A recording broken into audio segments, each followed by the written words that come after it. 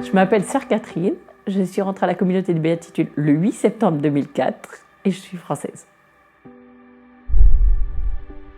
Je viens d'une famille catholique pratiquante. À l'âge de 12 ans, j'ai perdu un frère d'un accident de moto et donc je me suis un peu coupée de la foi et j'ai mis un peu Dieu de côté. Et c'est à Rome 2000, mes parents m'ont offert les JMJ parce qu'ils voyaient que j'avais une tristesse qui s'installait dans mon cœur et ils se sont dit que c'était peut-être une bonne chose pour moi. Et c'est là que j'ai vraiment recommencé à cheminer avec le Christ. Et donc j'ai fait une licence de psycho et j'avais commencé une école d'assistante sociale. Mon appel à la vie consacrée a jailli en moi une année après avoir fait cette rencontre personnelle avec Jésus dans l'Eucharistie. J'ai senti ce désir en fait d'être tout à Dieu pour être tout à tous. Et comme j'étais un peu tout feu, tout flamme, je voulais tout de suite rentrer en communauté, tout de suite devenir sœur, etc.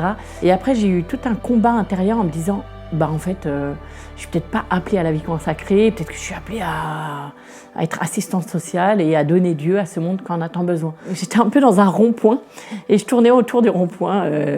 Puis j'avais très envie de me marier, d'avoir des enfants, d'avoir une vie classique, quoi.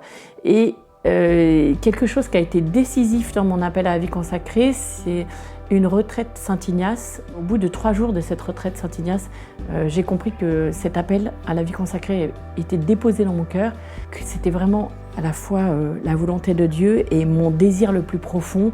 C'était quelque chose qui me comblerait et qui serait plénitude pour ma vie et pour le monde. En fait, je suis venue pour une retraite et je ne sais pas comment vous dire, mais j'ai su que c'était là, que c'était chez moi. Ce qui m'a beaucoup marqué, c'est ce côté mixité des états de vie. En fait, on est ensemble et on forme ensemble le corps du Christ. Et aussi cette dimension mission et contemplation, qui sont les 2 poumons de mon être. Donc cette dimension eucharistique qui est très forte à la communauté, et en même temps cette dimension missionnaire, donner Dieu à tous, par des formes d'apostolat diverses et variées. Comment je vois ma vocation aujourd'hui, c'est être tout à Dieu pour être tout à tous. C'est-à-dire aller tout puiser en Dieu pour le donner à ce monde qui en a tant besoin.